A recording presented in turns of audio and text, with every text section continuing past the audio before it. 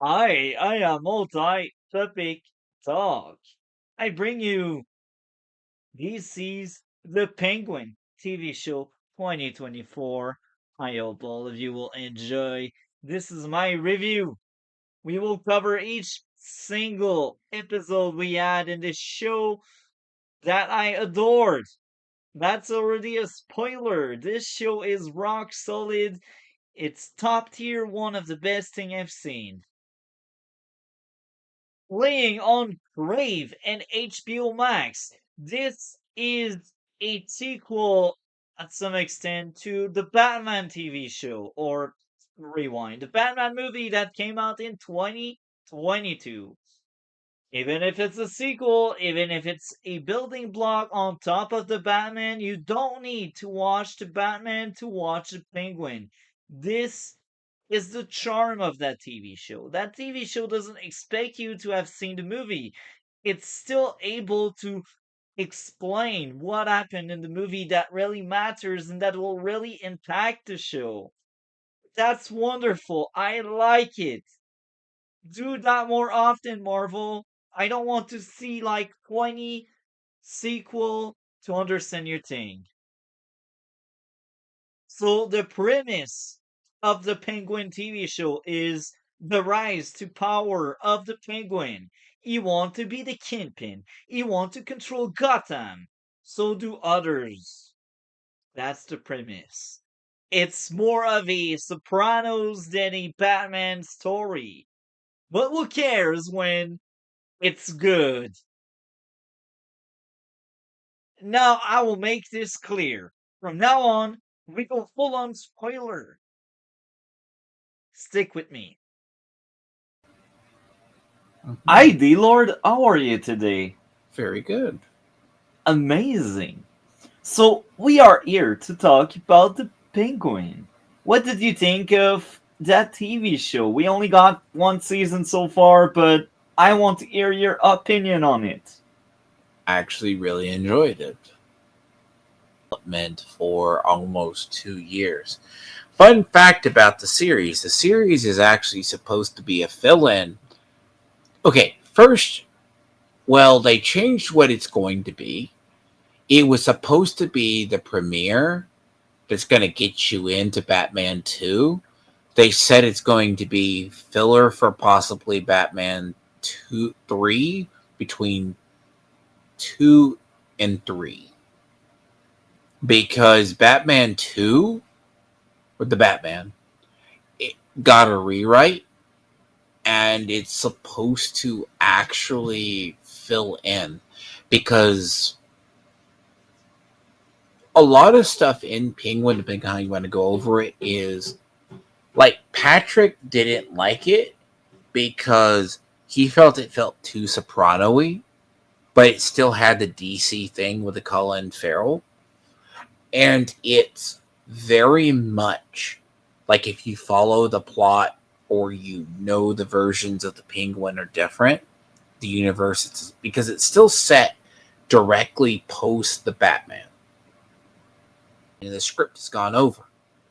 So the first one, they teased No Man's Land, they teased Hush, as well as they teased it was a long Halloween, No Man's Land at the end, if you call this damage to the city, but that's clearly not what they were going with.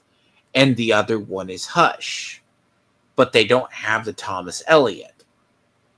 Now, the Long Halloween was teased as part of the initial plot. That's why they're going with the detective, because it's a very famous story that Batman has to figure out stuff. Like the Waynes weren't always honest, right? Yeah, They took money. And it's a weird story because it culminates with Bruce on trial for a murder he never committed that he gets acquitted of. You know? He has to play yeah. both Batman and solve his own conviction kind of thing. But we don't know it. This is going to either be filler going into the Batman 2 or going into something else because Penguin did so well it would have been thing about it. A lot of people didn't. They thought it was going to be a Batman film without going in and having Batman. They're used to seeing Batman come in, beat up the villains, right? Yeah. But it was more of the detective story. So this is setting up, at least because we do not know in this universe who the Harvey Dent is, because it's not very well out there. Maybe it's the guy Penguin kind of bought off or placed on the spotlight for Oh, by the way, arresting. there is speculation on something. But like when you want to go through, right? Because we thought Victor was going to be Victor Zaz, the guy who cuts himself and Yeah. the Yeah. thing of who murders women and etc. He's in the kind of the games, but it goes through a very good development, right? Like his character, you see a different relationship with him and his mother. Like I've heard someone say this was supposed to humanize the Penguin. So the Batman movie made the Joker the homicidal villain. Yeah. This is more of the Penguin as the thug, where she was called the Hangman. But in that one, you can't really do that full story with her because she's built like a thick Italian woman. Yeah. Like she is literally a mobster, like a thick Italian woman, like a muscular mommy kind of thing. Yeah. She was basically called the Hangman in the actual story. And then ultimately, there's a confrontation between her and like Batman's going to arrest her, take her to Arkham, but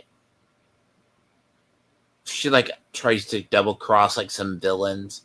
She tries to turn around and shoot the Joker, come across, but the Joker turns around and just shoots her. But she does wind up like in the show, right? Because you have her with a relationship with her brother, being her brother, but she turns around in that comic, murders not just the women, murders her brother to gain power. But Yeah. she's ultimately killed because she tries to turn on the Joker, and the Batman cannot stop the Joker, who just pulls out a gun and shoots her. I He was able to survive that long, and he was also very good at But no, improvising. give it another watch because, and you know how the season one ends. You see how he's worming his way around.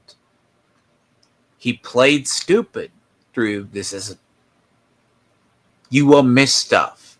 I caught stuff the first time through of how he was kind of planning stuff. Like Victor's a really good character. There's a lot of shocking deaths Yeah. to a degree. There is a lot of violence.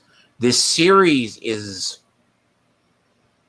it's not like rape, murder, all that mess. Not like that. It's a lot of like shooting, blowing up stuff.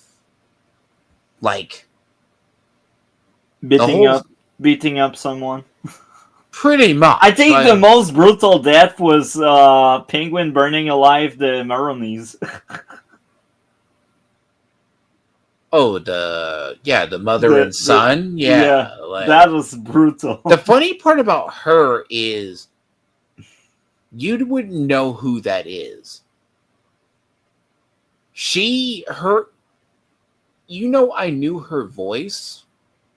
She is a very famous voice actress in video games, in a lot of series.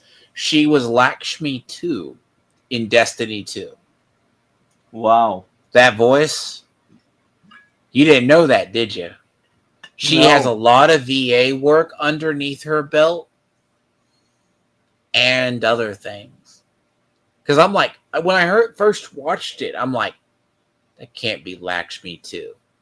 And that's her. That's the voice. Because it's a very unique voice. Like, and then you get the Maronies, because it's not like Batman's established.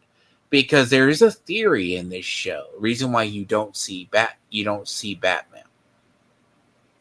Not because he never wanted to do it. Because Bruce Wayne is having to be Bruce Wayne to rebuild Gotham.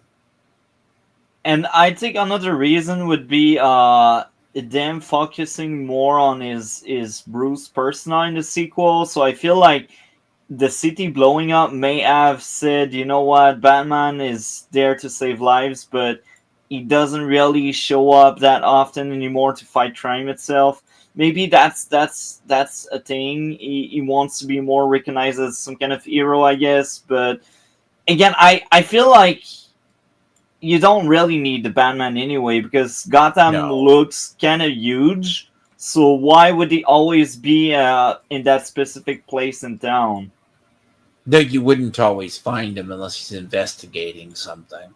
Yeah, And in this version of the universe, right, it would be better suited that Bruce Wayne is not there. Bruce Wayne's there because they, as I said, they did tease the long Halloween. Which,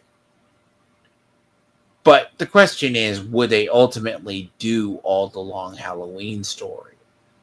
The long Halloween is actually, even Batman doesn't even solve who the murderer was. Which is, when it's really a kicker, it's basically Dent's sister. You just, and the thing about it is, uh, he, it's a story like you go through Victor. Victor saves him multiple times. He's setting up the organization. The reason why I want to go back and watch it because I know how season 1 ends. Because a lot of breadcrumbs are laid out through the season. Sometimes you can follow how he's going to get out of it. Not yeah. only can he talk his way out, he played the underboss for a while, or this weird minion. Because when you, depending on how far you want to go through the episodes, you can see where they're going in the show. Yeah. But how they get there is the key. Like his relationship with his mother, clearly. They build up like his relationship. Like the twists in the show are very interesting. Like, sometimes you can say he survived by sheer dumb luck. Not Or necessarily because he is smarter. Like he pretends to be stupid, but he is someone that's very smart and he's good to improvise. Like he knows how people are and he is able to manipulate them. Like I think the best example is when he kind of set up someone. Like I think that was he episode sets up two a or bunch of three. people, dude. Episode 2 or 3, they are onto him because they're like, oh, there's a mole in the Falcon family, and like they captured one of Maroni guys, and he goes in the basement and he basically stabs the guy. That was to showcase he's good at improvising, and I think he also knew how divided the But you Falcons remember how were. bad the other part of the plan went. Yeah, but again, I think he knew that the Falcons were very very divided, and he used that divide to his advantage.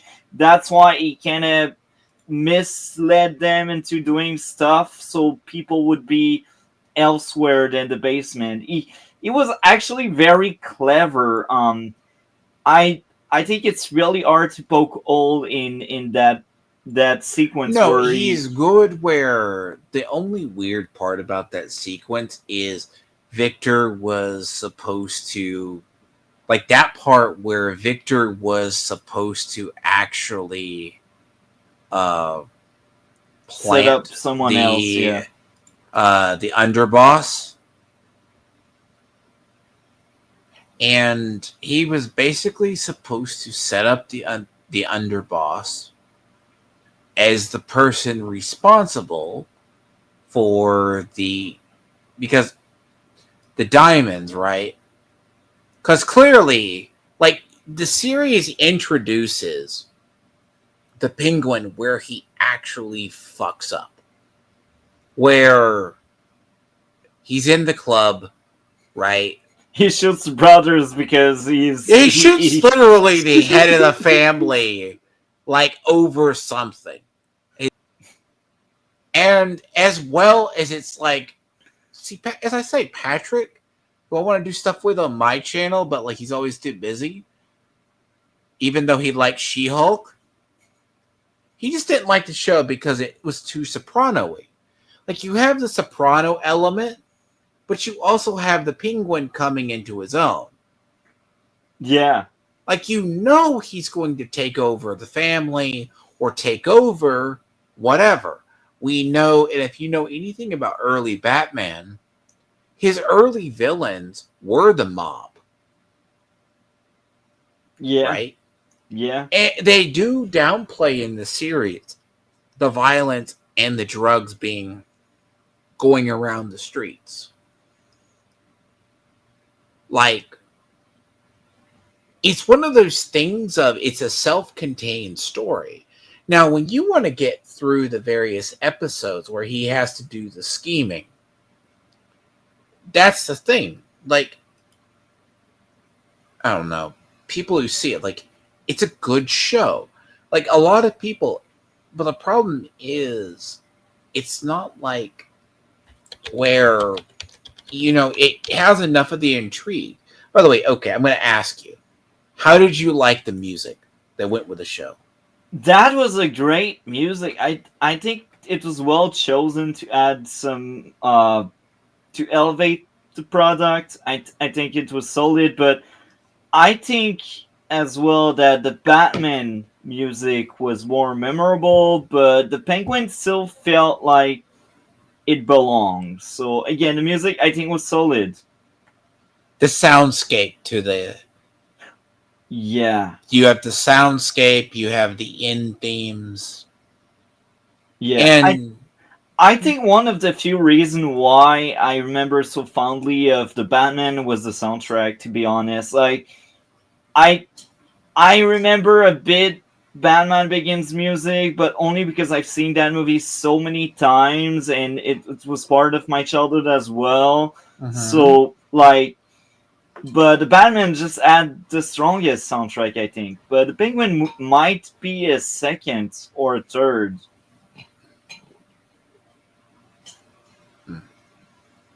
Yeah, I liked a lot the music. But yeah, like, the best way I can say it is, like, that's why every show ends on a theme.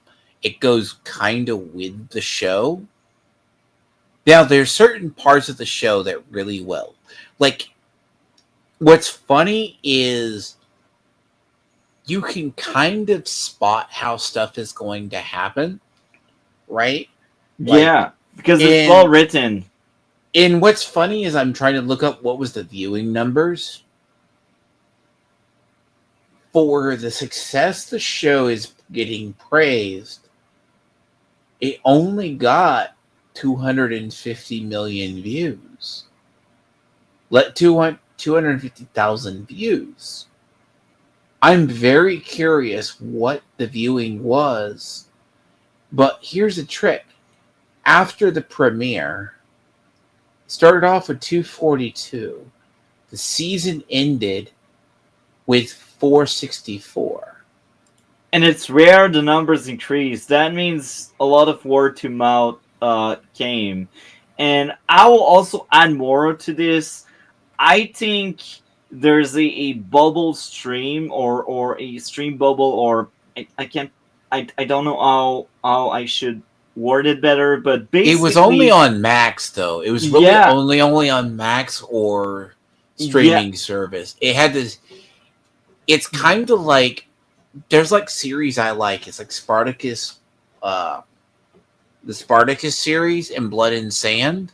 It was I think only on like Stars if yeah, you never own. I think what is going on is there's too many streaming services, there's too many streaming websites, and that's the reason why streaming shows like that they don't perform that very well. It's because people just don't have the money to use and to subscribe to all of these platforms. They just don't have the money. And the thing about it, I say too, right, is let me look up really second. I want to see what House of Dragons numbers were. Um, so streaming services, you don't really know. Was theirs out of curiosity because we don't I even. will say this: if you know a number on a streaming service, that means it did Okay. very well. Usually, Yes. because if it doesn't do well, they don't tell you the number. No, and the thing is, House of Dragons has been killing it. Like, but HBO hasn't been saying what the numbers are. And you're talking, but the thing is, word of mouth carried this series more. It's probably something that's going to grow because when you look through the Penguin as a series, right? Because it's like how he's going to do it. Like Bliss, it's like episodic contain. You go from the inside man, you go into Bliss. Bliss teases the Scarecrow potentially. Yeah, and So I will also say this: like, there are other shows right now, and there are a lot of movies as well. So we are constantly flooded by content from everywhere and everyone. So like, there's the Penguin right now, but guess what? There's also Superman and Lois, and they also have their own audience. And I I bring have this up heard because they're more. both DC. I've heard more about the Penguin than I have heard about Superman and Lois. Yeah, and I'm not surprised because Superman and Lois is first of all on CW, so that's something that kind of hurt the show, and it's the final season as well. But that's funny because when you look at previews for the next episode, they are like in the 100,000 something views. So like, people are still watching Superman and Lois, and they are still hyped about it. So it's coming out at the same time as Penguin. Penguin was also coming out at the same time as I Get That All Along. Uh, You could make the argument, right, about Agatha all along, though, because here's the thing, right? No one really had high hopes for Agatha all along. The hype around the Penguin. Let me see. When was the Penguin announced? Because okay, I'm going to ask you this as well. Well, did you know that was Colin Farrell? to be honest, no. Uh, it's the Penguin. When you watch that, it's the Penguin. I don't know how. Be very curious what the views are total because for it to get a second season with these numbers, because these were the numbers Westworld was getting towards the end, Yeah, but it didn't get renewed. So it's not I like they're going to kill the series. I think because it's well received, DC needs some wins. It gets supports there, and the other factor is, well, it's a great show, but I think one thing that could go against the show, despite being that great, is the runtime. People see an hour long episode. Some people may walk away. They are like, "Oh, that's an 8 hour show. Why should I watch that?" So I It's don't know. There's still a few factors going against the Penguin, but I do think it's still very good. so you go through, right? Is where like you have Homecoming, where you have the murder of Maroni's son to cover up because she tries to come and kill him. And it's like sometimes you think he just skates along by luck, but he planned the gasoline on the ground, Yeah. and that's a pretty brutal way to murder like her. Like it's Yeah. like, and there is, Savage. but then you get the whole thing right where uh But at the end of that episode, he has to get out of there or so, and nearly loses all the mushrooms. Yeah. Now, there is more of the plot of who the penguin is, because in this universe, right, his relationship with his mother, it's kind of different, because sometimes it's delusional, but you know he's like an heir of the Cobblepots. But in this universe, it's different because they really haven't said you have the founding families of Gotham. But like Gold Summit, right? Like you have the one Gold Summit top hat, and then you have a great or little thing. Now, the mother is like succumbing to dementia. Like you see character development amongst a lot. Like, Yeah. I won't give it away. People who haven't seen it. There's a lot of plots. The reason why I want to go back and watch it I because already spoiled pretty much everything. So that video I cover in length pretty much anything that happens in the show. so So don't be shy. so there is, even if you know the end with Gold Summit, you think back.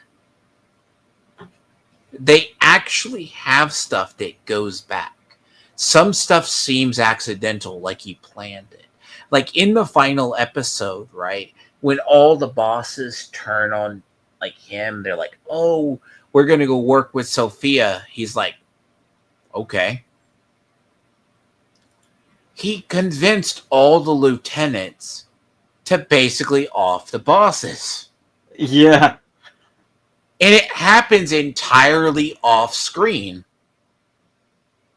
And Sophia's being carted back off. Like, you know, he goes and talks because he uses the information he's given. He gets the power turned back on, but he also goes, "You need to help out." Um, but it's like, oh, but there's a corruption task force, and they're Yeah. gonna want to talk to you.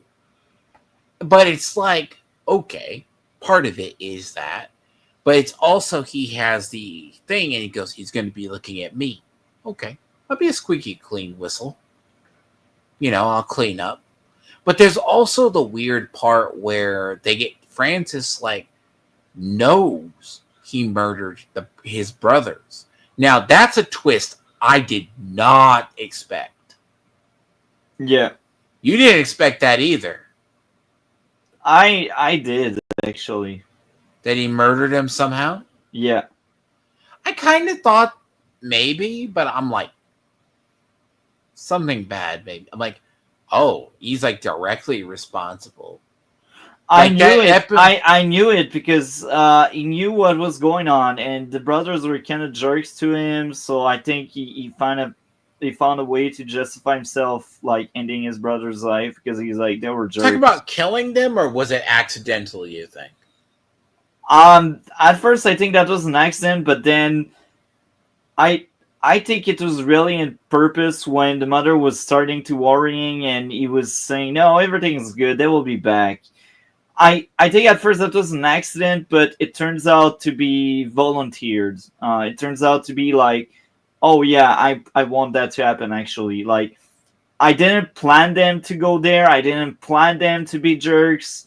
I didn't plan to delete them there, but they are there and they were jerks. So I will just let them pay or let them like drown.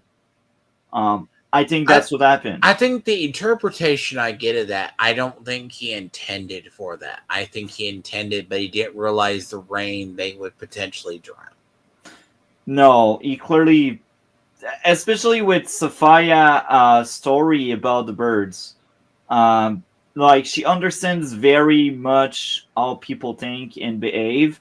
I think Sophia was shown to be someone. I think she's Sophia. probably the smartest person in the show.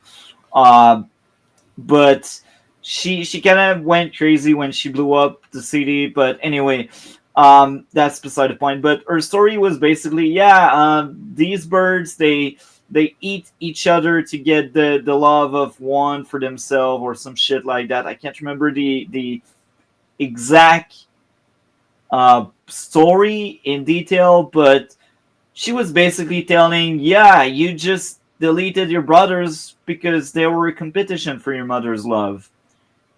See, And I can get that. That was part of it. But that also foreshadows Victor's death. yeah, Like, well, what really foreshadows it is the fact that they used his mother against him. And they're like, now I'm scared they may use Vic against me, or Vic may turn on me. but if you think about it, this is what's weird to me in that final episode, right? Because he chooses to stay by his side, and he's part of the actual reason the Tongs actually decide to help him. Because if you think back, Yeah, that's Vic's speech. if it weren't for Victor, They would have turned on him. No more penguin. and I don't know if he realized he was that lucky, because that was Victor's plan. Yeah, Unless it was a plan all along that the Penguin had to the Tong lieutenant, basically. I think he had most of the people, but Vic really sealed the deal. And then, like, and the thing is, people were worried the show was trying to humanize the Penguin. He's a And goddamn monster. Yes, they tried to humanize him, but he's a monster he's even a if you try. monster through the whole show. Like, Yeah, he is a monster. It's not like a doubt. There is, you don't have 1 second in the show, you don't think that he's a monster. yeah. But there's one thing behind that monster. There's still like a broken person with trauma, and I think that's one of the charm. Even if he's the bad guy, even if he is disgusting, you can understand why he would think like that because he's well written and there's still nuance to it. Like he won't delete someone that isn't in mafia or one of the gang. He will be precise. He will strike what he needs to strike. So I think he's also a very complex character because He's a well, so this version of the Penguin is more narcissistic in yeah, terms of his love. Like, I think it's like his mother said, if I start to die or go, kill me. but he can't because that's his mother. And I deep down, Penguin always wanted his mother's approval, and that's why he dances with the streetwalker by the end, and that's why the streetwalker wears that Oh, the wig. part where you get the weird part where it foreshadows the sewer, right, is the glove. Yeah, Because the mother's going through, because the mother is like, if you've ever taken care of a relative with dementia, she's nearly burning down the house and other things. She has to greet, he has to pay the neighbor to not say anything because she walked outside and got lost.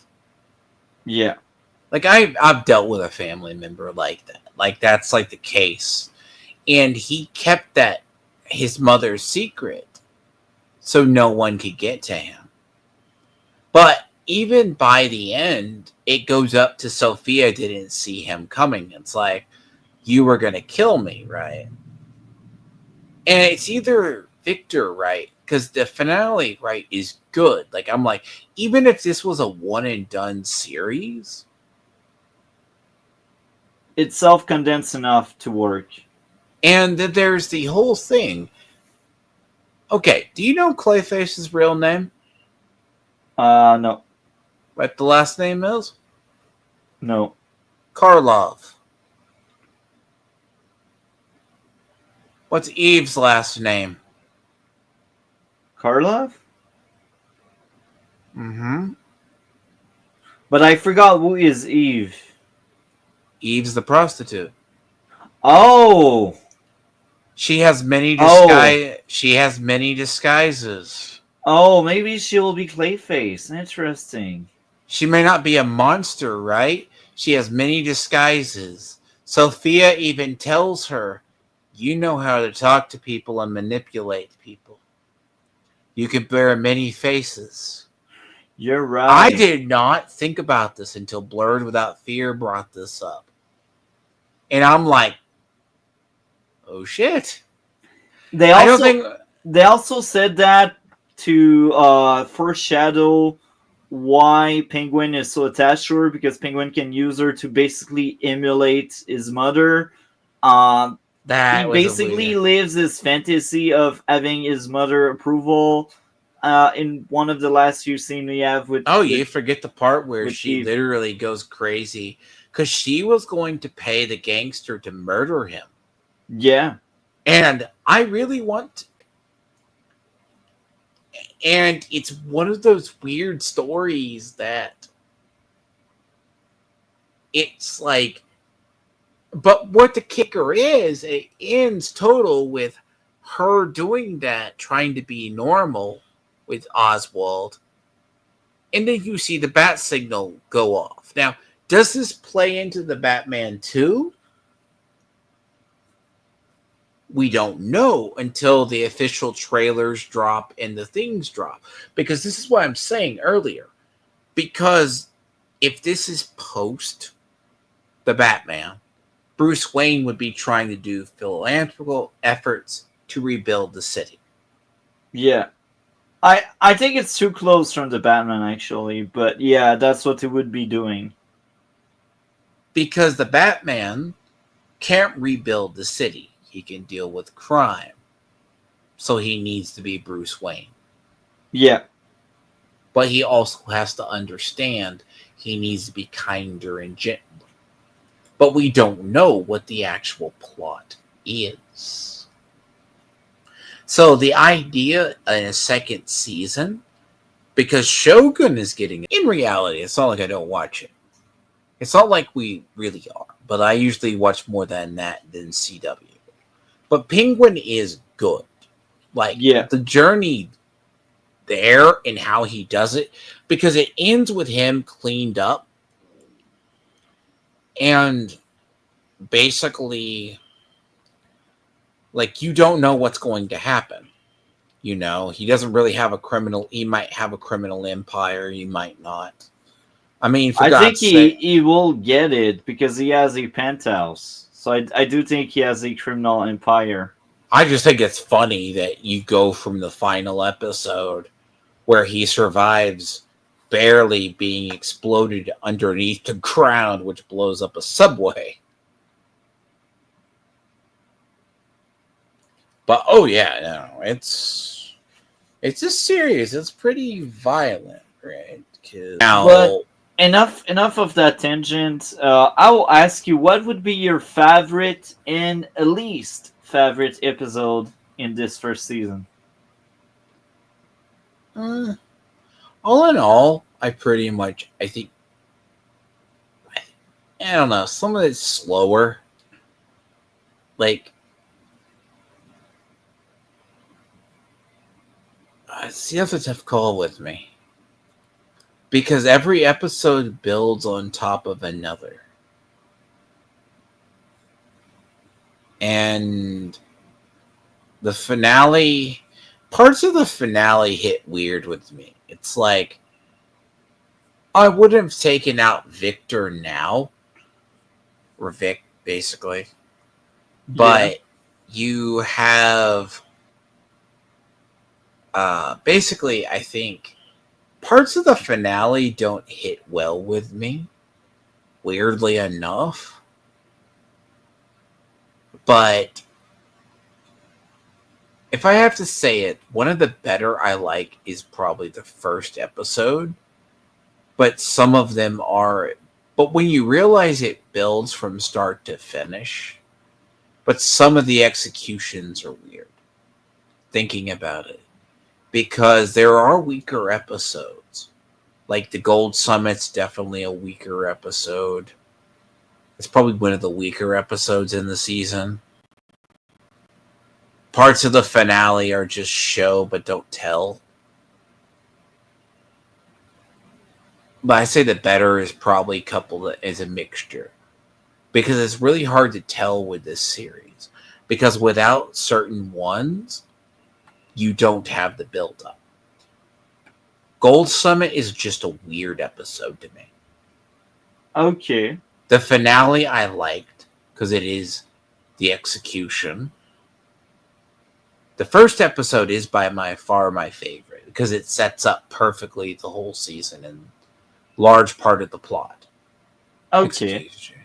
The finale is probably the second best I like, but again, the execution of certain parts is interesting, but it would not make sense without the build up to the whole. Okay. Well, thank you for sharing. Now, what would be your grade out of 10 for the Penguin season 1? Oh, it's definitely a 10 out of 10 for me Wow. because That's it's a great. series to for very rare for a series to suck me in for episodic. You got to do really well. Well, thank you, Olaf, for sharing, man. Anything else you'd like to share No, before we close off? not really. I am good. Depending on when you put this up, I'll try to be doing Kingdom Come Deliverance on my channel. But I've just been grinding through Diablo 4 in this season and just chilling. Winter's upon us. I'm sure it's cold where you are already. Yeah. Episode 1 picks up with the Penguin realizing how the city has been destroyed by the Riddler. This is how the show starts. It's a show that lasts for 8 hours, you don't feel it. It's just wonderful. Now, here are a few things to mention to showcase that yes, I can understood some of the intent behind the great writing of the show. So let's get into it. Hopefully, I don't humiliate myself. Hopefully, I'm right on pretty much everything. Penguin and the family having a fight over Sting or not was great. Penguin seeks for power, he's got ambition. The kid with Penguin lacks ambition. Penguin being rejected by the rival made sense because of the past. Penguin talking his way out of things was great. The reveal of the kid helping out Penguin was great.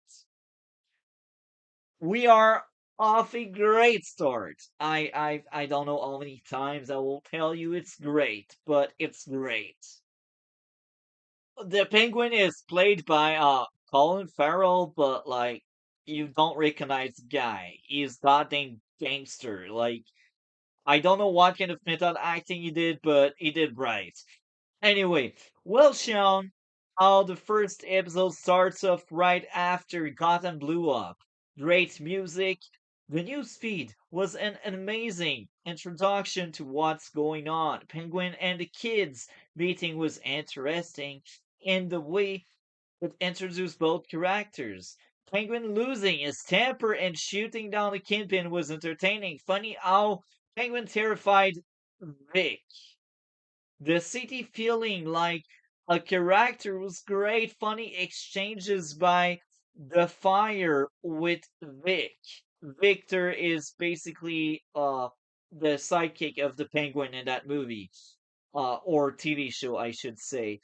Penguin messing around with Vic about getting beat down was funny. Great a dinner scene between Penguin and the daughter of Carmine Falcone.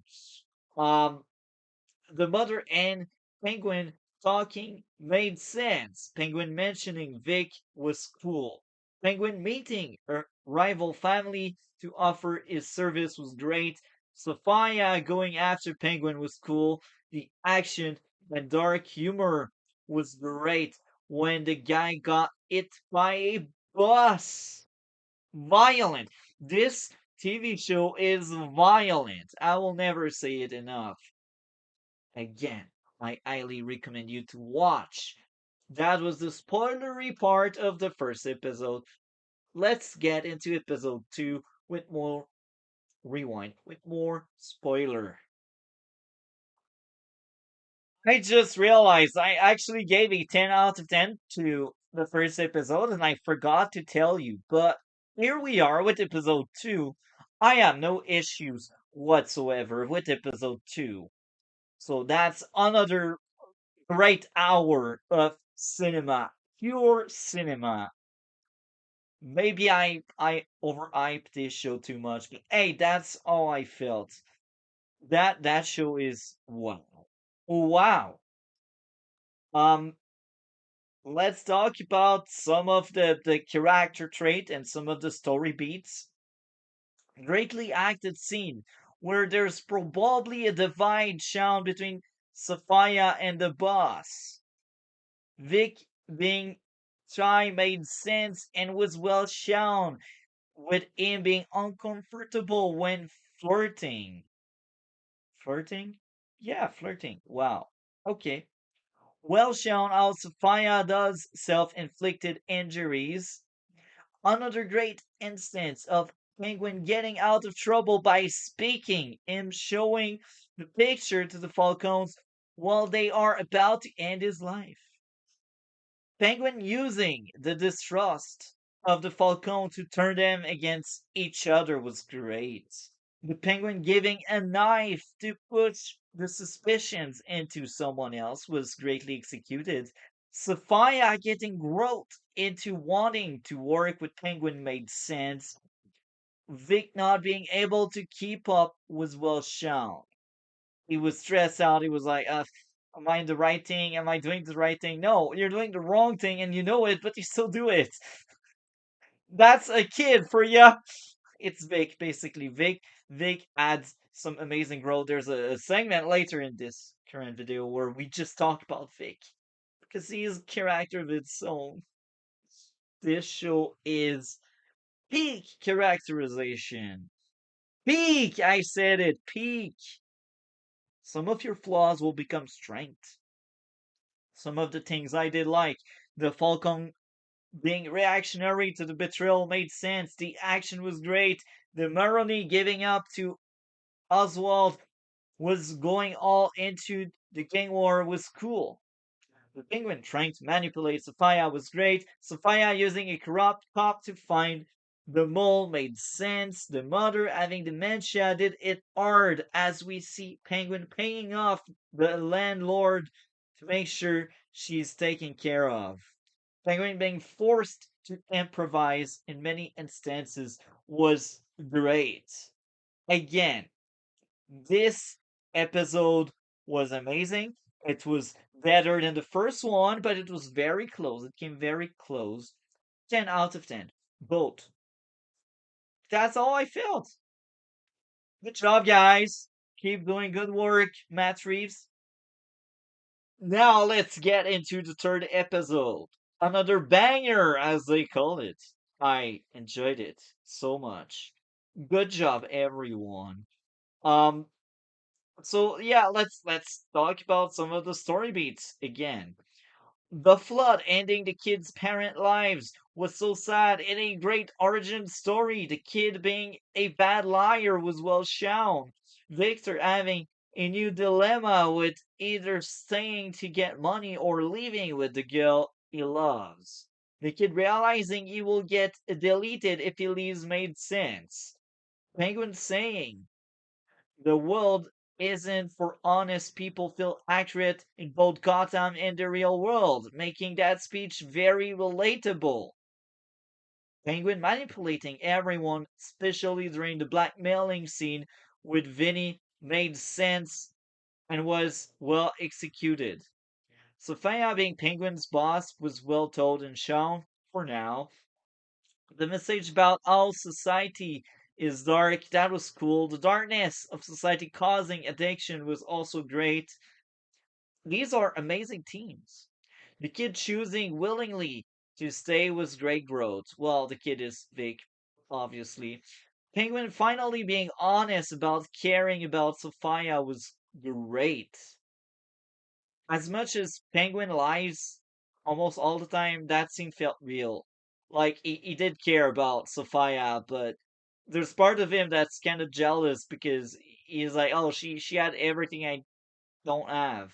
Maybe that's why he loved her as well. Because I do think he genuinely loved her. Despite backstabbing her, he loved her. He doesn't know how to love, let's be honest. He was never loved by anyone other than his mother, which is tragic and also understandable because of the backstory. But we digress. We move away from episode 3 right now. Victor being fleshed out through his exchange with his family was cool. Penguin being shown around was cool. The meeting with the Triad was great. Victor sharing a lot to Penguin was entertaining. Vic PTSD was well shown. Bliss being used at Arkham made sense. Penguin and Vic talk about leaving or staying was a great building block. Vic hitting the person at the very end with the car.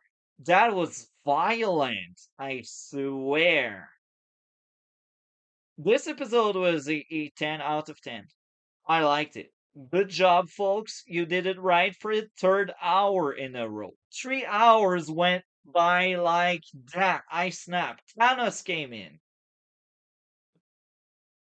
So here are the few things to analyze about episode 4. The origin story of Sophia Falcone, or Gigante if you prefer. So, yeah, here we are. Sophia finally seeing the true Penguin was cool. The flashback show a motive for Penguin to take down Sophia so he could stay Carmine's right hand. Sophia being next to kin could be what bothered Penguin. Sophia connecting dots and realizing maybe his dad was a serial criminal was kind of cool. And justice hit Sophia really hard as she got blamed and victimized by people hired by Carmine Falcone. Sophia being a great at reading people was a cool characterization that made sense. The cliffhanger with Sophia taking out her family made sense. Here are the few likes I had about that episode. The action was great. Interesting flashback with Carmine Falcone and the siblings.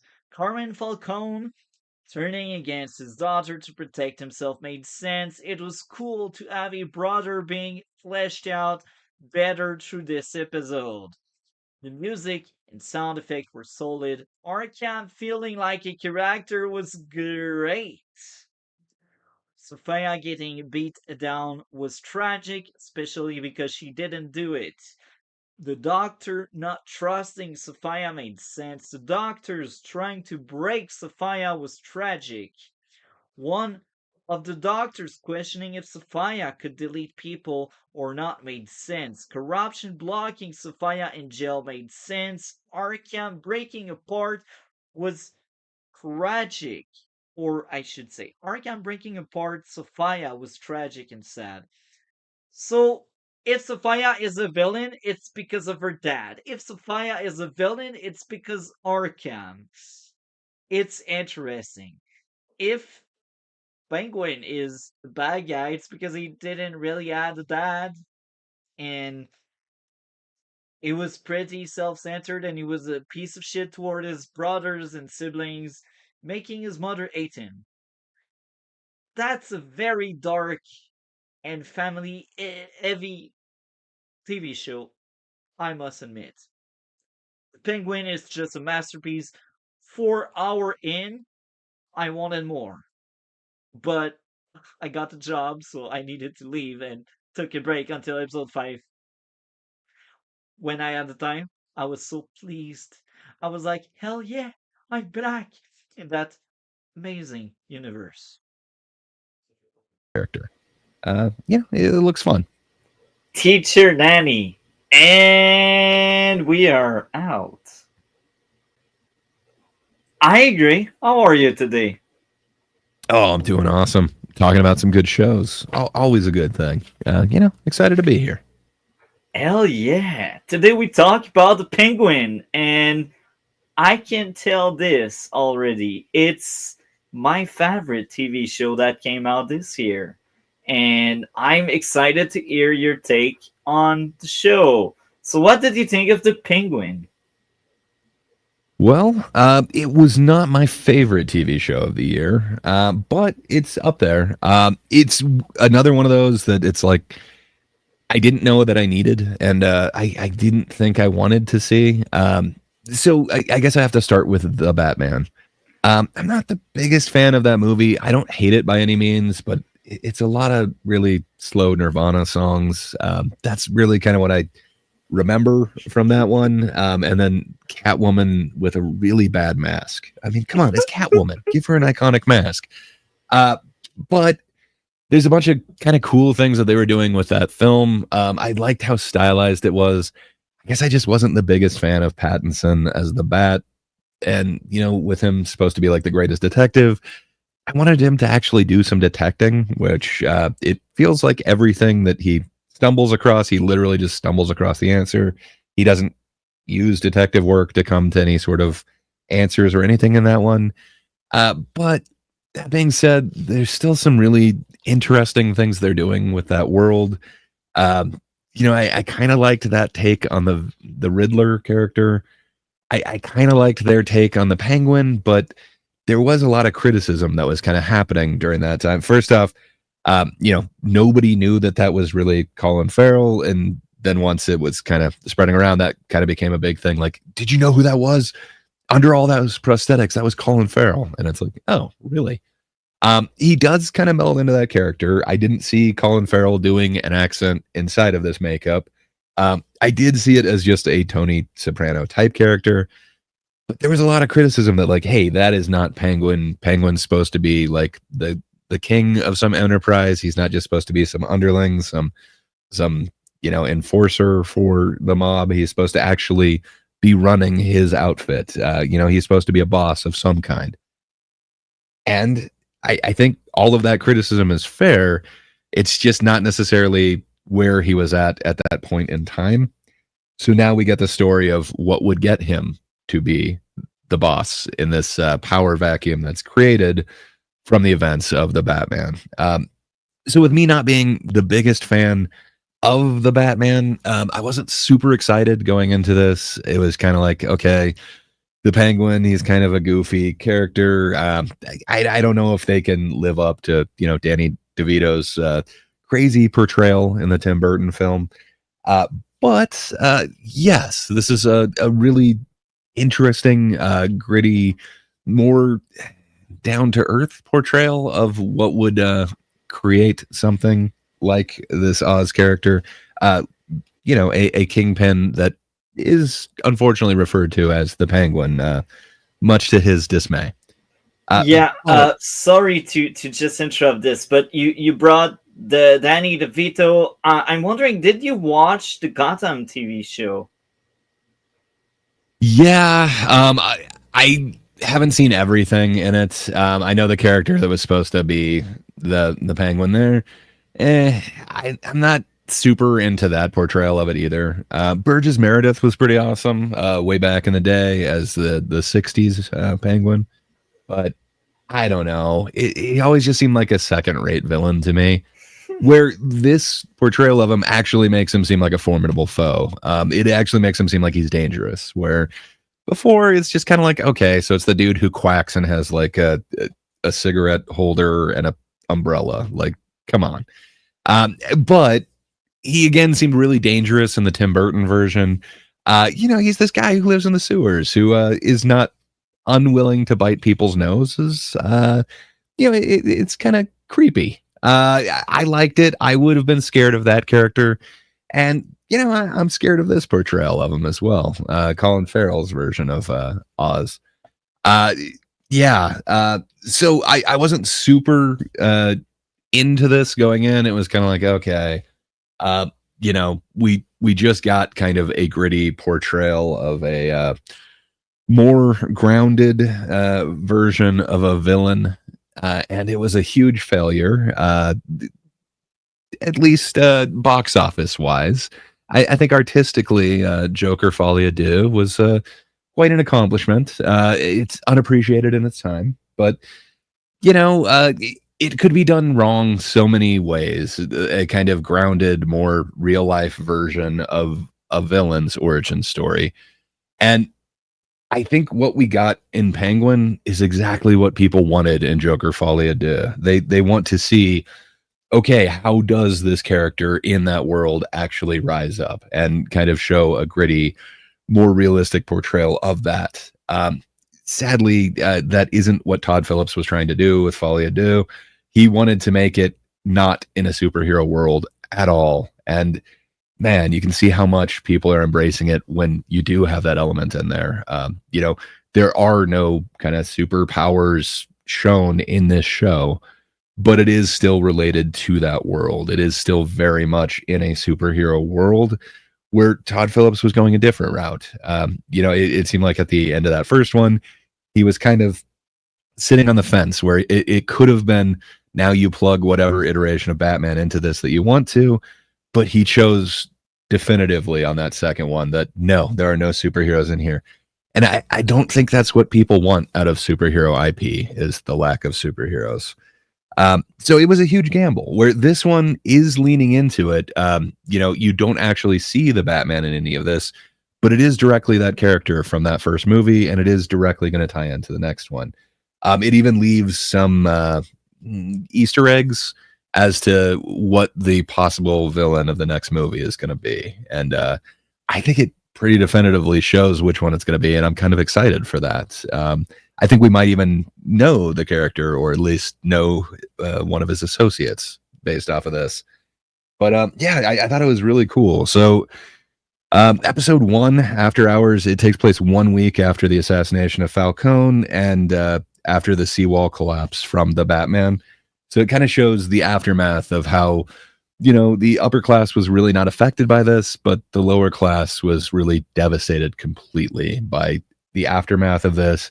And then the refusal to, aid them or assist them in any way. They're just kind of left to rot and left to fight it out. And that really has left this kind of vacuum with Falcone being taken out, and just this wide swath of the city just being left to fight for themselves, essentially. There is this whole vacuum for who is going to be in control of this. And during the same time, it seems like the Batman is not willing to kind of come in and try and clean up, just like the police aren't, just like, rescue and aid doesn't seem to be willing to come in here. So it kind of starts with Oz looking through Falcone's stuff, trying to find anything useful from Falcone's safe in the club that he's running. And Oz happens to be caught by Alberto, Falcone's son, while he's getting this information or blackmail stuff, along with jewels, and I think there was drugs. I can't remember what all was in the safe, but the main thing was the blackmail stuff. I think there were, okay, it was money and jewels. Fair enough. So Alberto's kind of questioning him, and he ends up turning most of it over to him, but then Alberto just happens to insult him and happens to call him the Penguin, and you see that his rage just kind of takes over, and he doesn't seem to have control. And in that moment, he just takes him out in the middle of his own club, rather unceremoniously, and without like a ton of forethought into that. And then when he's trying to get out of there, he just happens to run into somebody, Vic, who happens to be trying to steal his rims, and he happens to be holding this kid at gunpoint, and he notices that this kid has a stutter, and just he seems to take some sympathy on the kid. He seems to relate to him in a certain way. And there's kind of allusions throughout the series where, like, you see they both enter a train, and there's 2 handicapped spots available, but neither of them want to sit there. Neither of them want to be known as, the handicap guy. They want to make their own identity. So you see, like, their refusal to even sit down. You can see that he does relate to Vic. But it starts this interesting friendship that, it kind of grows from here. And you do kind of get to see, even though you've seen very horrible actions and deeds come from Oz, you see that, if he feels insulted or slighted, he does seem to have a hair trigger and a temper that allows him to pull that trigger easily. But somehow you see him kind of be humanized when he is talking to Vic and kind of taking him under his wing, and even shares like a slushie with him talks about how he used to love slushies and he comes from the same neighborhood, and he starts talking about his past and the guy that he really emulated and really enjoyed from the neighborhood. He kind of tells him of his hopes, and then he instantly introduces Vic to his mother and kind of shows her, I guess, his most vulnerable person in his life, and kind of is instantly willing to show him this vulnerability that he has, this possible target in his life. It's just kind of interesting. So it kind of shows Oz and his mother's relationship and how that's uh, all kind of set up to this interesting dynamic where she seems to be not lucid all the time, but when she is, man, does she seem to be sharp and just power hungry. And she seems to have a mind for strategy when she is still there. You can see where Oz got a lot of this, but he does seem to have a twisted version of it that, it doesn't seem to have like the whole empathy, sympathy thing. It seems to just be this power hungry kind of need to be on the top. And it is kind of interesting. But And yeah.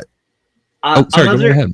another interesting thing is how she kind of know when he's bullshitting, and she's Mhm. like, Who did you delete?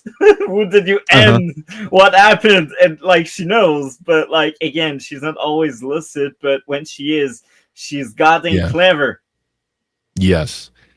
And it really kind of shows that. And it's just, I so I really got into all these different dynamics. And by the end of that first episode, I was totally hooked and I wanted to watch the next one.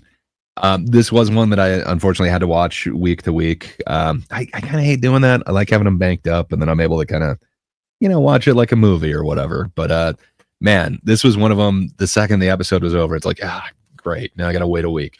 I haven't experienced that for a long time. So it was awesome to have two shows that I didn't think I was going to need or like or enjoy. And then just, man, to be totally hooked into them, to have two series that I really didn't think I needed in my life to just really kind of take over and, just offer so much joy and happiness watching them.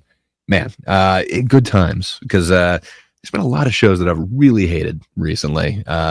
I'm glad we actually had two quality ones kind of at the same time, especially two of them that I didn't think I'd like and that I didn't think I needed.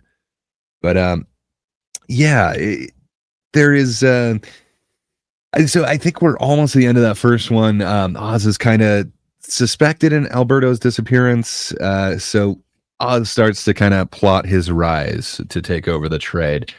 Um, I really like all the characters that are kind of introduced in here.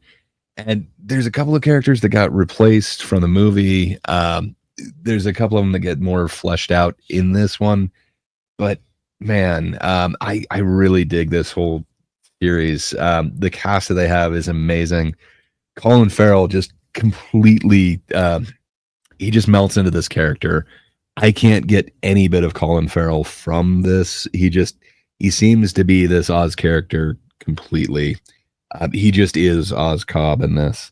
I get no. There's not even a trace of Colin Farrell in there.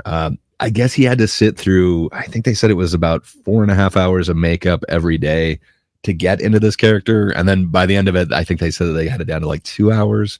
But still, I couldn't imagine showing up 4 hours early just so that people can glue stuff to my face. Like, man, that's a lot of commitment.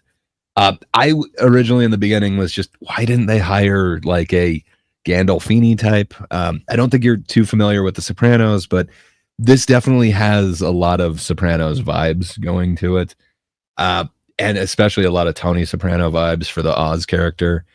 But man, I do want to eat my words. Colin Farrell is awesome in this part.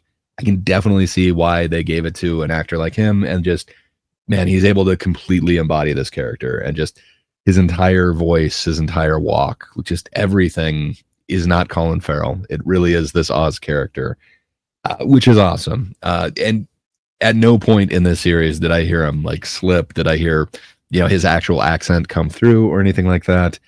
And then he's playing this super layered character as well, who he has a certain amount of lies to himself and to other people around him that he's just not able to kind of come to terms with. Man, he is able to play that really well. Where, especially with his mother, she's able to kind of at the end pin him down and tell him like she knows a whole bunch of these things, and he's not even able to admit it to her. You can see that he's lying to himself and he's lying to her. And he can't let that persona slip. And then when they brought in the kid, the young version of him, just man, that actor. I do not see his name on the thing, but He young nailed it. Oz, he did. Usually, kid actors really take me out of it, but man, that kid actor was able to do the layered performance as well. I can't remember which episode it is where they're in the club where, he there's just so many layers to that actual performance where he doesn't really care what the mother is going through. He sees that she's in the dress, even though, the situation with his brothers had just happened. It just, there's It's episode so many layers. 7. Oh, I think yes, it's it's like right towards 7. the end. Yeah, it's right after Sophia captured the mother. Yeah, that's right. That's when we do the flashback. Just man, the performance that that kid is able to do, though, where you can see that he's feigning interest in the conversation, where the mother is, only semi happy to be there because she knows what she's asking. Yeah, I can't remember his name from the guy who's responsible for it, who invited them to the club. She knows what she's asked him to do. So there's just kind of these multiple layers. There's the surface level of the mother and son actually at this club, but both of them are kind of interested in their own side deals that they have going on at that time. And just, man, it would be tough to get just an adult actor to pull that off, but to get this kid who's kind of emulating what Colin Farrell is doing, to get him to do multiple layers within that performance is just amazing. Just every actor that they chose in this seems to be coming off amazingly. I haven't mentioned Kristen Milioti at all, and man, her performance as Sophia Falcone, again, just so layered. She's introduced one way, but you don't know everything that she's been through. You just hear that, she came from an insane asylum. But now she's out. But to see everything that she went through, and then her transformation of her being falsely accused by her father and falsely kind of taking the rap, on top of that, being convicted as this murderer who, even took out her mother.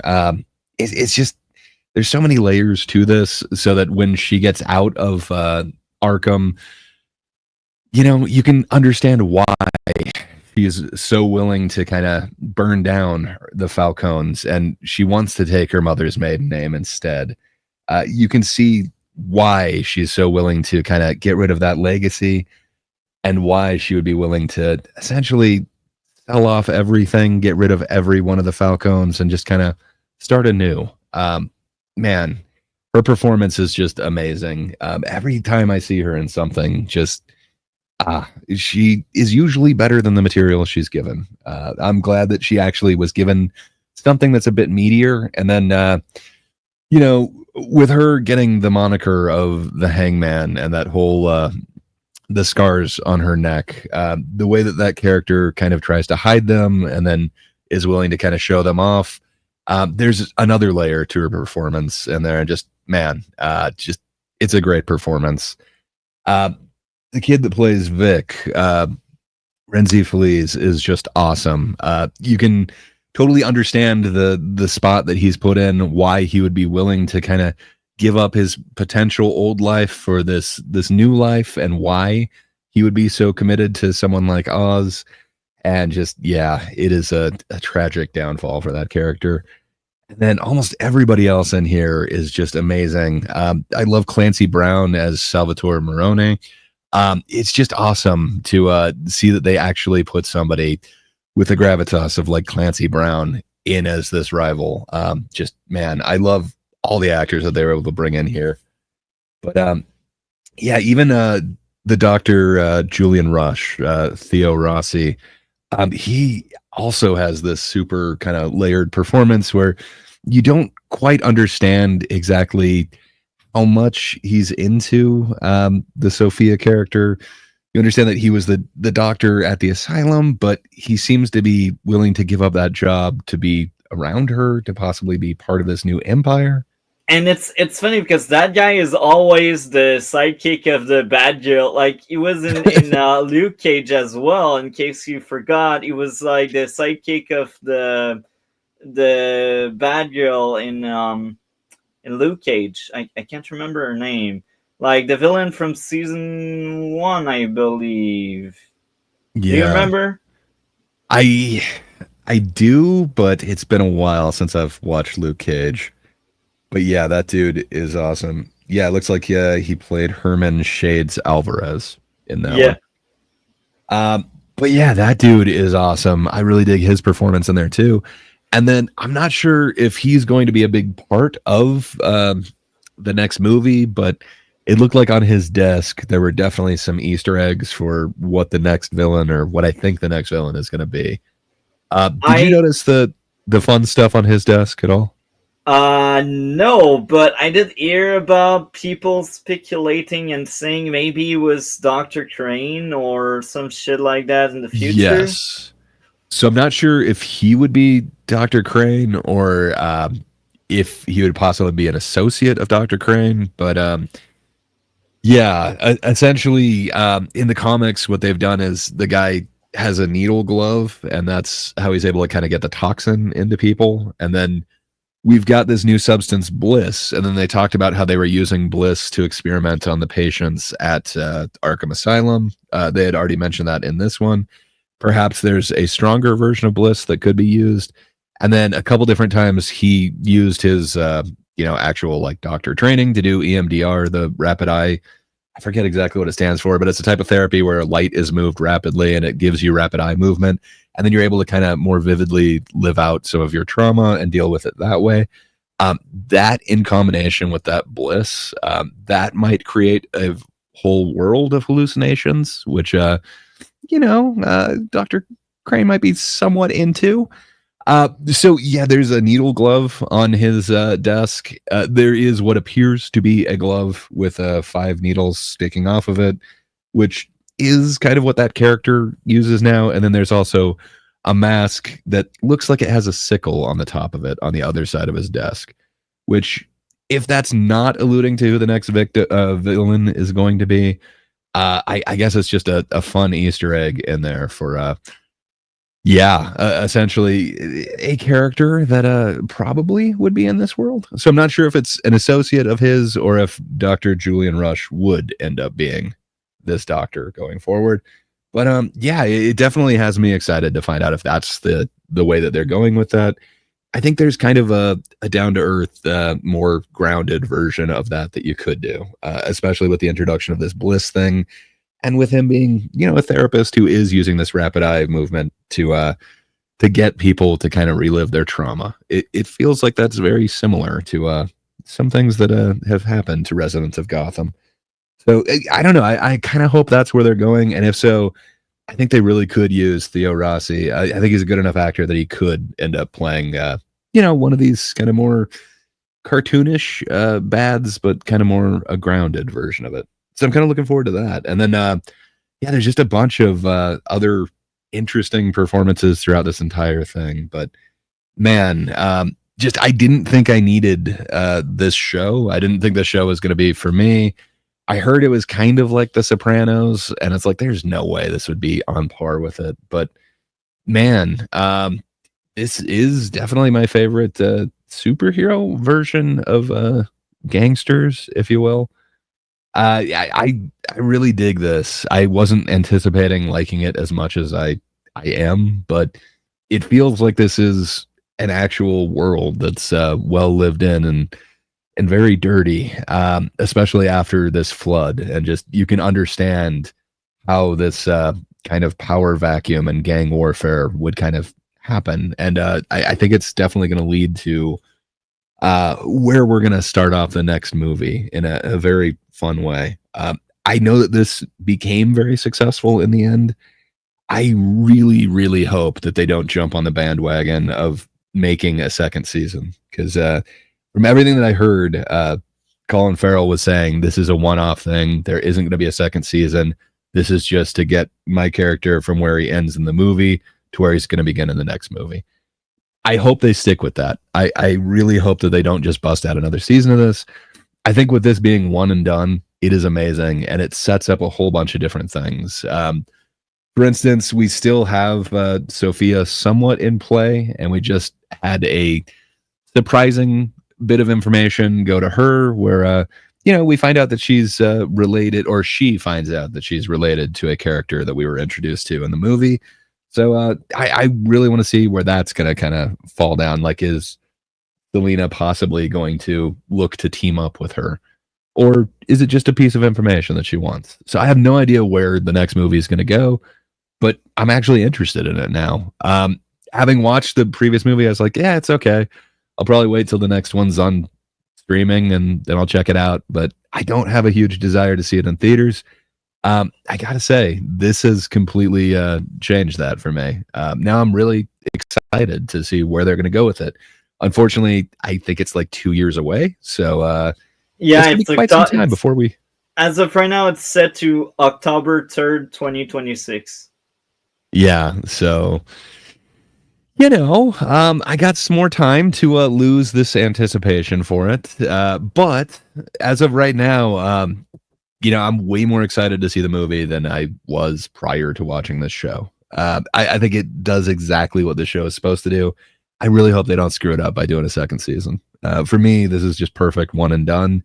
It is a really fun look at kind of a grounded way of how you could come to be one of these kingpins and what it would take to do that in this kind of world. And you don't end up loving Oz, but you can kind of understand why he's doing what he's doing, especially when it gives you the reveals and the journey that he's been on to get to where he could actually take that role. He does have to take away all of his vulnerability. He does have to be kind of unflappable. And yeah, he is the kind of character that could do that. It was unanticipated for me. I thought, all the sacrifices that Vic is willing to make for him, I definitely thought that he was going to be like his number two, but with him essentially crying for everybody to take out the number one, you could understand why he has to get rid of number two. He can't have any weakness. He can't have anything stand between him and the prize. That is the ultimate thing. And, he's on the top right now. So it makes sense. I don't condone anything that he did, but I can understand why he had to do it to get to where he wanted to be. But man, the way that it's able to kind of do these emotional roller coasters, like what happened with his brothers, the way they show that whole thing. There's some real distasteful ways that they could have shown, two kids drown or whatever, but just showing a door and kind of hearing some sounds. It's a really interesting way of kind of pulling that off. And man, I didn't think I would have so many feelings from just looking at some metal door, but this show affected me way more than I thought it would.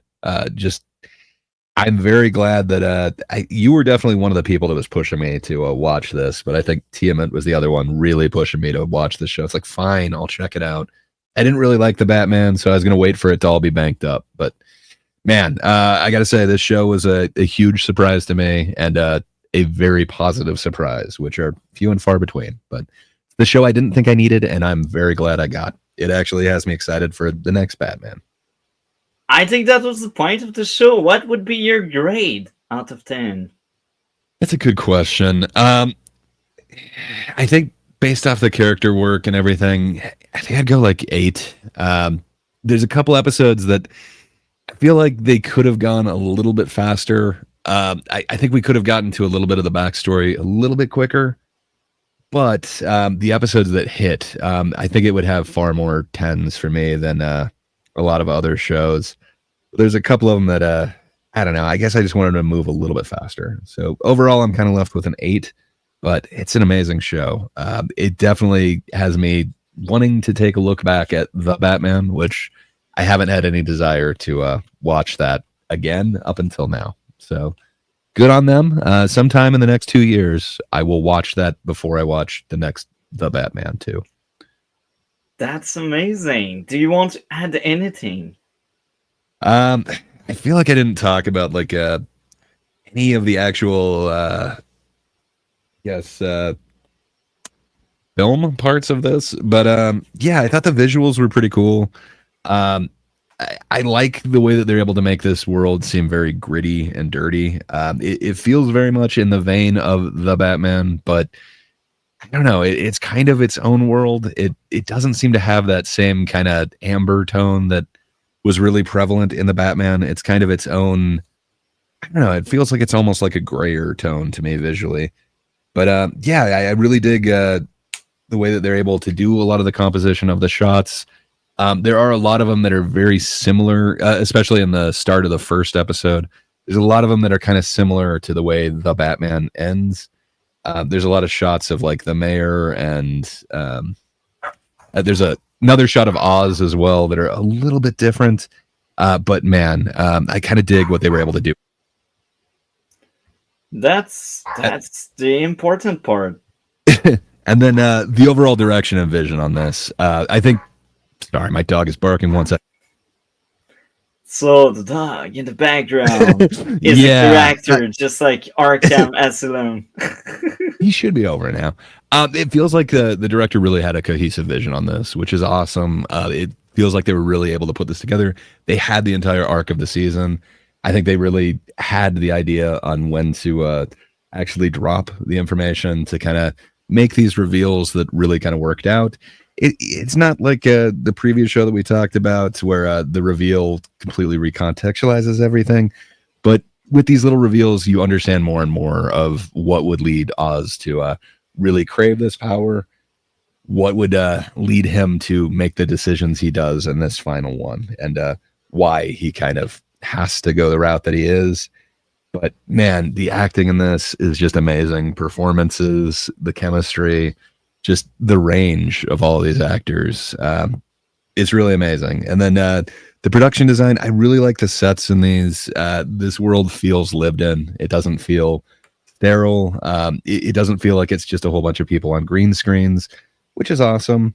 And then, yeah, I think the emotional impact of this, man, it does. It really does resonate with me, especially, you know, sorry, once. So yeah, I I Sorry, my dog was freaking out. Yeah, so like it really does have a lot of resonance, especially like the emotional impact of the final decision, and then overall Oz's decision towards his family from the beginning. Just man, I wouldn't have thought if you show me where he's at the end of this series that there's any way I could relate or understand how he would make those decisions to get there. But over the course of this season, yeah, you can really to see why he made these decisions, as crazy and scary as they are. But man, just there's going to be a lot of resonance for me with the emotional impact of this. It's really it's staying with me. I've thought about this a lot since I watched the finale, and possibly more than I meant to.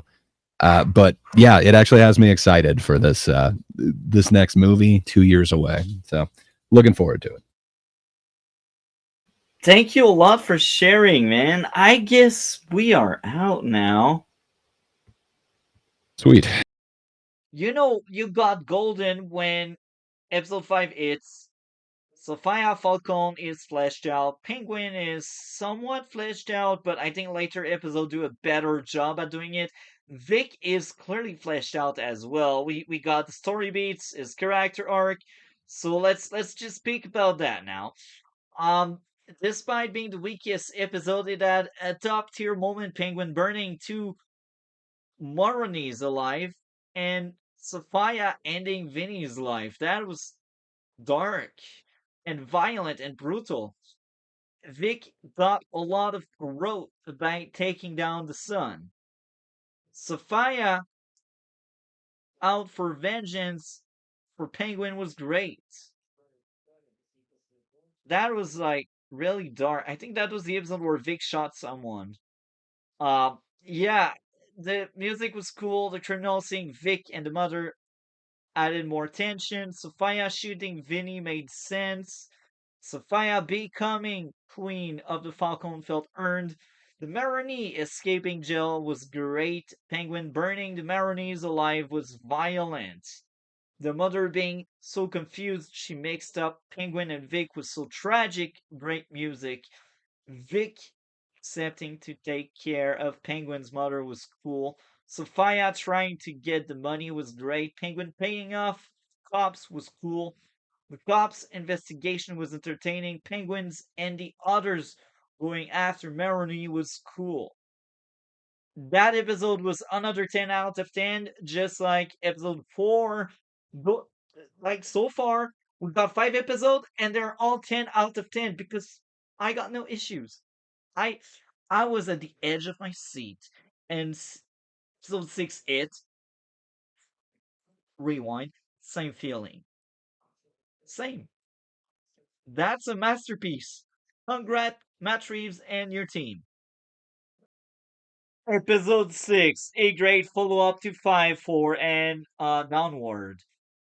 Another flawless episode, no issues whatsoever. Let's dive deep into some of the analysis behind what's going on. Penguin learning about his mother's desire to die if her mind leaves her before her body. It was sad and hard to listen to, and it was also kind of relatable. Uh, Penguin has that soft spot, but is selfish. So, yeah, it's a circle there. Vic learning how to lie was good growth. Vic shooting Squid made sense. The triad being reluctant made sense. Great cliffhanger with Sophia finding out about Vic and the mother. That was some of the heaviest uh, cliffhanger we had. Um, I was so excited about seeing episode 7 after that. I was like, what kind of shit will happen? It's the fan really are? Um yeah, here are a few things I like. Cool start showing how the hideout became a new lab, and time has passed. We don't know how much time exactly, but time has passed, clearly. Sophia and Maroni planning to take on Penguin was cool. The crew giving away the substance to get people hooked to it was cool and made sense. Sophia learning about Penguin really having someone he cares about made sense. Sophia talking to Penguin was entertaining, cool music. Loyalty between the groups of girl was cool. Penguin is a big talker and his speech to rally the gangs was amazing. Penguin winning over the other gangs made sense. And daring moment between Vic and Penguin's mother was great. Another 10 out of 10. Nothing negative to say. I feel like a goddamn broken record there. Back talking about the Penguin, Matt Reeves universe. How are you, Matt?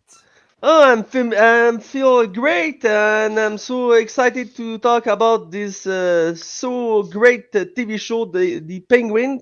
And I want to hear about you about this show. So yeah, and you, how are you doing? I am doing great. And I got to say, I adored the Batman. And now knowing, oh, look, there's a sequel, a spin off, there's a penguin show with the penguin from the Batman. I was on board for it. Unfortunately, I was so occupied. I needed to wait to watch the entire thing. I wasn't able to watch it weekly, but that was a trip. I adore this thing. That's my favorite season of a TV show ever. And I've seen a lot of TV shows, and that one just did everything right. And the focus this time around is not really me. it's you. What did you think of the Batman? Or the Penguin, I should say. Yeah, Penguin. the Batman is the movie before this TV show because the Penguin is like an interlude between two Movies. movie of Batman because we have the Batman and the Batman 2 come in 2 year and 2026. So in 2 year we have the sequel of the first Batman, and for the interlude we have this.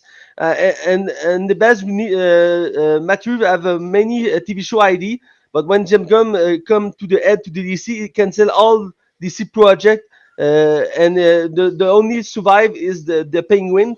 And I'm happy is this show survive because man, it's so a trip, a great phenomenal series.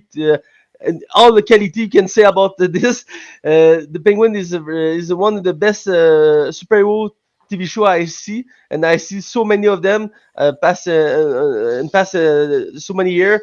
I see all TV show it come to me, and this one is one of the best. And is worked perfectly in the universe of the Batman because the continuation of the Batman, but it's not a Batman TV show. It's the Penguin TV show, and the Penguin in this TV show in this movie, played by Colin Farrell, is so phenomenal. The transformation the actor come for this role is hallucination. Is so crazy. He become fat. Not look good. Not I not have the word to explain, but this look it transform him. You can recognize him in that role.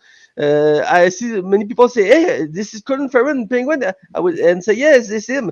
The makeup and the costume and the transformation is so crazy for him. He Is also what wears a fat suit, but the fat suit is well made, so you don't notice it. Yeah, exactly. And overall, the show is like I said, an interlude. We follow the Penguin after the event of the Batman, and he tried to become the new leader of the Underworld. underworld criminal underworld of Gotham, and he need to fight Sophia Falcone. She's like the new head of the criminal underworld after Falcone Carmine is dead in the first movie. And then the one big surprise of the TV show is not Colin Farrell in the Penguin, but Christine Milioti as Sophia Falcone. I see this character before, like in the Gotham TV show, but Yeah. man, not like that. And this TV show, Christine Milioti does something phenomenal again. She know in the same level that the Penguin played by Colin Farrell. The two characters work perfectly, combine each other, and such a fight between the story is a fight between them, and man, it's so intense, She so pops people! yeah, so Pow intense. pow! Yeah, it's so intense, so well rating. The storyline it worked perfectly, and we feel we emerge in this universe with this kind of character, this kind of storyline. We feel we're in the Gotham City, within the criminal underworld. We see the realistic universe of that, and we are in, and it is so awesome to follow. I like all of the TV show, particularly the Penguin and the Sophia Falcone, but other character like the Vic is like what the word to say that is the Ant-Man The no, the right end, the new right the end of henchman, Henchman. the assistant. There's The bunch of word we can place on Uh, Vic. but he's like a new henchman assistant of Penguin. He played by Renzi Feliz. He's a young actor, but he proved here he have the talent. He played a young kid that lost everything in the event of the Batman, tried to take this life back, and the Penguin take him on his hood, and the duel worked perfectly. You can see with this duo the real penguin, because he say everything to this character. So we will see when he think what he think, what how he work. Great combination of these two character. And yeah, like I say, all working for me. The show has just 8 episodes. I will take little more, like maybe 12 episodes. But I understand that you can not ever it uh, Stretch it. stretch it the story. Sometimes you need to just condense it to have the best and the best in one shot. So yeah, great episode. TV show we need to see. If you like the Sparrow, who like Batman, and like I say, it's a perfect interlude before between two Batman movie. Now I'm just so excited to see a new Batman movie, and I'm so excited to see what part the Penguin will play in this new movie, and what new villain we have in this new movie. Because each villain you have in this universe is so well written and so well constructed. So yeah, I'm so excited to see the future of this universe. But I'm realistic. I feel like I don't think you can see the trilogy of the Matt Reeves, because now, like I said, I'm going to take the lead of this universe, and the Matt Reeves universe is aside, and the part two come. But like I said, all the TV show he planned are canceled.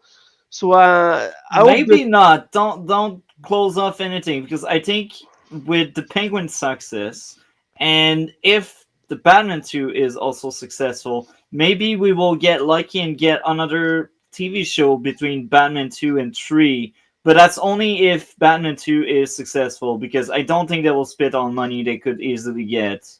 I don't yeah. know, that's just my 2 cents. I will let you keep going. No, I feel I think the same, but like I say, is this universe not in the same in the universe that Jim tried Yeah, to build. So I hope we have the trilogy. I think we have, but in the end, I think maybe the part two will be the conclusion. We'll see in two I years. don't think so. As long as it makes money, James Gunn's won't pull the plug, because he Yeah, knows people hate him for firing Cavill. So yeah, but it's not the question about money. It's question about the create a universe. Some yeah, project work, some project give money, other not. But the thing is, for the public, it's hard to follow many universe. If you have one universe to follow, is more easy. That's the yeah, point with DC. Try to focus. Is why Jim Gunn cancel everything when he come to the end. Is for the purpose to focus on one way. He cancel all animation, all TV show, all movie on the work. Everything was cancelled, and just to create a new universe with just one direction. He accept some project like Joker 2, Batman 2, the Penguin, but the Batman have a new animated TV show, and the TV show is not on Max, it's on Amazon, because it's not in the same universe that the Jim Gunn want to build. So he gave this TV show to Amazon. It's a good TV show, but for not for Jim Gunn, because Jim Gunn was this unique way to create this DC universe. So I want to see the future of that, but I'm realistic. But I'm not talking. I want to hear your opinion about the TV show movie. well, I won't go too deep into it, because I just got so many things to say. All I will say is this thing is a masterpiece. I liked it so much. I adored the Batman. Uh, and that was really post pandemic that it came out, and that was the first movie I went to see in theaters when I could. And what happened? Well, I've seen it 5 times in theaters. It, it's Five time, damn. it's one of my favorite superhero movie ever. I remember having a few issues here and there, but um, despite the issues, I adore this thing, and I'm looking forward to rewatch the Batman in the future for streams and other discussions. But coming into the Penguin, I was like, I'm all in. I adored the Batman. It I think Robert Pattinson is probably the best Batman. Um, he only had a Batman so far. He didn't get Bruce Wayne out yet. Apparently, it will be more Bruce Wayne in the sequel, and I'm looking forward for that. I cannot wait to see it.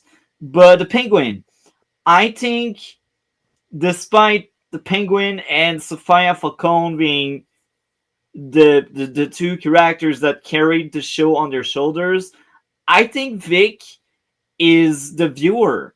Vic Yeah. is the new guy in town. Vic is the kid that starts off mumbling, not being confident, and not being able to lie, and not being able to stomach hurting people. And Vic becomes someone that shoots people for his living. Vic becomes someone that lies casually about different things. Vic gains confidence. Vic was able to convince the gang to side with Penguin over Sophia when Sophia gave a bounty on Penguin. So the entire process of Vic becoming Vic was wonderful. I adored that aspect. And I think as much as Penguin and Sophia carried the show, I think Vic was the cherry on top. I think he was the extra flavor nobody expected to get. It was amazing. It was the third part of that triangle in my books. Yeah, And I agreed. as I was watching for almost the entire show, I was like, maybe that's a setup for him becoming Robin in the sequel. And I was like, that could be great. Like, he did some nasty stuff, and now he wants to redeem himself. Therefore, he becomes Robin. He becomes Batman hero after spending so much time in the dark. But then, of course, my theory all fell short when Yeah, the Penguin just yeah. that was tragic. That was sad, but that ending made sense. Um, because now the Penguin feels invincible. That was one of an ending. And again, I think the Penguin nailed every aspect. I was hooked. I had no issues whatsoever, and I think 8 episode was the perfect number. Would have would we get more than this? Maybe, I don't know, but I feel like 8 was the perfect number because almost every episode was an hour long, Yeah. and I don't see how they could expand the story without damaging the pacing. We had a Agatha all along discussion right before, and I felt like pacing was lacking in Agatha. With the Penguin, the pacing was perfect, and every single episode was longer. The runtime of the Penguin is almost 8 hours. Well, Agatha all along had more episodes, it had less runtime, but it felt longer. I watched the Penguin normal speed, and I wanted more. I get how long I watched it 1.5 speed. I had enough. So that's like the parallels there because I know I will be uploading both reviews really close from each other. But yeah, the Penguin is a must see. It's a masterpiece. It's and we talked a bit about Gotham without really talking about Gotham, but I feel like we got the best part of the Penguin from Gotham on a more grounded and realistic world. So it's like a better attempt at doing what Gotham tried to do for 5 seasons. But this time around, we did it in one season, and it was a lot more effective, and it was more realistic, and it had better writing as well. So again, I think Penguin is a must see, and I'm looking forward to read some comic book because eventually I plan on starting a new show on my channel, and it will be similar to the Red Blue podcast, but there will be an additional segment to it, and it will be talking about the source of material of the media we cover. and I think that will be very interesting. But anyway, enough of that teaser. Um, what would be your favorite and least favorite Penguin episode? Good question. Okay. Hmm. I like the. I think my favorite episode is the one with the origin story of Sofia Falcone. We see the because when the show started, Sofia Falcone has surname. She's the killer of woman. I don't know The the name. Angman. The man. Angman. She have a surname because apparently she killed many women. And when you have the episode of the origin story, so a masterpiece episode uh, about the origin story about the villain, and so emotion, so real, so good and storytelling. For me, is the best episode I think. And with the last episode with the conclusion, but I don't have a bad episode. Like episode what a minimum good, and but overall is just a perfect show for all episode. But I think for me the best is the origin story of Sofia Falcone, and you Multi. I would need to pull up my notes, which will I do in a sec. Um, I I found it very hard to rank these episodes because for once I feel like almost everything was equal in Yeah, that show. I agree. I did struggle so much to nitpick. I actually had no issue whatsoever with any of the episodes. And that's very rare because sometimes I have a nitpick here and there. And sometimes I complain about stuff. That's what I do. But again, this thing, I I was impressed, and even the weakest episode were masterpiece, and even the weakest episode had great moments. Uh, Sophia shooting down people. That was like one of the weakest episode, but still, it was amazing to witness that kind of shenanigans. Um, my favorite episode was the third episode. Um, that was the Vic origin story, and I feel like that was a perfect setup, a perfect foundation for that character, and that's why that's probably my favorite. But it's funny how episode 4 is right after, Yeah. so they are very close. But I think Vic, because of his journey, I think he had the best character arc in the show. Maybe that wasn't the best actor, but that was the best character in my books. Um, But one of the best scene of all the TV show in the episode 3 is the death of the parent of Vic when yeah, the water come and destroy everything in the route. Man, the scene was so crazy. yeah, yeah. It was crazy. And my least favorite episode would be episode 7.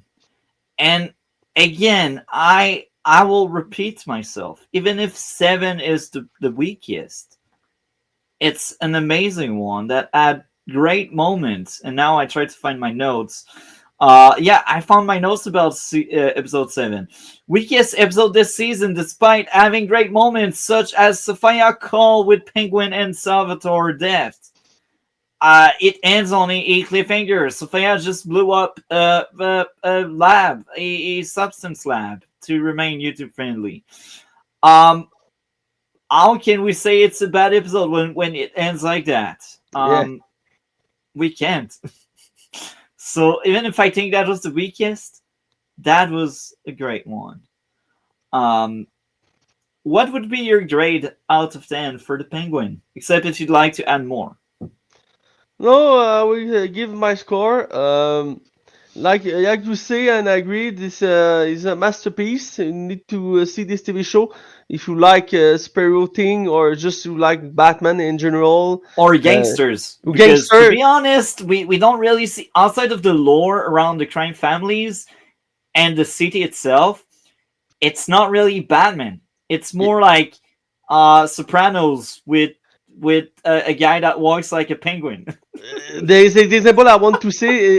If you like the Soprano TV show, one of the best TV show of all time, the Penguin the same way. with the story and the thematic. Yeah, it's so a phenomenal series. And for me, I would give a 9.5 of 10. It's almost a perfect TV show, and I will want to see this show again and again in the future. It's so good for what is done. And Colin Farrell, one of the best role he has done in his career. And same for Christine Milioti as Sophia Falcone, two phenomenal actor for two phenomenal role. So yeah, 9.5 of 10. And you, Multi? I I will sound generous, but I truly feel it. 10 out of 10. I had no issues with any of the episode. I think everything made sense. Everything was well built, well told, well shown. It's a must see. And again, it's not even Batman. It's goddamn gangsters having a war gang to see who comes up on top. And that's the charm of it. You don't feel like it's Batman. And despite that, I feel like Arkham was a character in itself. The prison The itself felt prison, like yeah. a character, just like Gotham City. So you could see parallels between the Batman movie because the Batman the city felt like a character. Here, the prison felt like a character as well. So again, I adored that thing. I'm looking forward to rewatch it in the future for future content. Um, so I will ask you, Matt, do you have anything else you'd like to add? No, I don't think so. We talk about everything we want to talk about this TV show, and so yeah, I think I'm done. And you, Multi? I'm done as well. Well, I have my part to record eventually, but I will get around it probably this weekend. And with this, we are out. Ciao. Episode 7, the penultimate episode. Did I say Sophia was a great actress? I didn't, but now I do. Um, I will say that was the weakest episode this season, despite having great moments such as Sophia Call with Penguin and Salvador Death. These were pinnacle moments. They were very important, but I just don't have a lot to say. That's why that was the weakest episode. I was still entertained and hooked, but it's just a thing happens and something else and something else. It all falls together and it's the perfect penultimate episode. It's setting up the finale in the best way you could, and it's a perfect bridge between the first six and the final. So, what can I say? It's it's wonderful. Let's mention the likes. There's not that much to analyze because story beats after story beats, but yeah, entertaining flashbacks covering Penguin childhood. Well shown how the level of the water did rise up in the tunnels. Penguin Mother and Sophia exchange was entertaining. Penguin flipping the table and ending Salvador life felt great. Sophia visiting the kid was entertaining. The underground production base blowing up was cool. Another amazing. I went out of camera without realizing because of that picture, but that was great. What a great ending. Sophia went crazy when she blew up the lab. By blowing up the lab, she became a threat, a villain for the town, for the city. She became ammo so the law could replenish her gun. What a great episode. We are there. The final episode. When I was done with it, I was like, God damn, why? Why? Why? Why? And why? And why? Anyway, episode 8, well shown how the mother was destroyed after learning Oswald caused the death of other kids. The kid actor playing young Penguin was great. The psychologist manipulating Oz's mother was entertaining and well shown. Sophia anger felt justified and the scene where she tried to break Penguin was solid. The firefight was entertaining and somehow it was believable that nobody would hit their target. Great music when Sophia burns down the building. Great scene where Penguin manipulates CD's official. Table being flipped on Sophia made sense. Montage of Sophia people dying was well made. Penguin's mother being a vegetable was very sad. Penguin's anger was so emotional when he found out by the nurse his mom was a vegetable. Penguin seeking for his mom approval was so sad and relatable. That was a tragic birth for that supervillain in that current episode. This was the climax of everything we've been building up.